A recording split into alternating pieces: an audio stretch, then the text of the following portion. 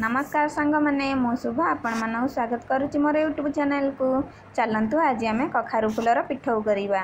देखु मुझे कखारु फूल सब आणिकी भल भाव धोईकी एमती भाव मझीरु चिरिकी तार डेम्फ को भांगिकी रखी। देखु पिठौ मुझे चाउल भेदेकी रखी से पियाज रसुण जीरा और लंका पकईकी बाटी देती से गोटे चामच हल्दी गुंड और गोटे चामच लंका गुंड पकईदेली।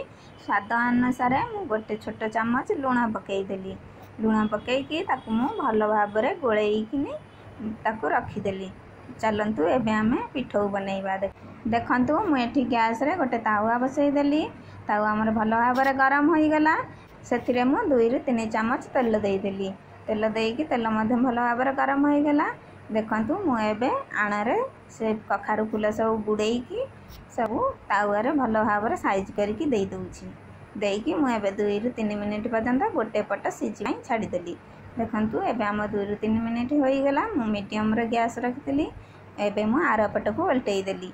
आर पट को उल्टईकी 1 ରୁ 2 मिनिट पर्यंत मुझे भाजवा देवी।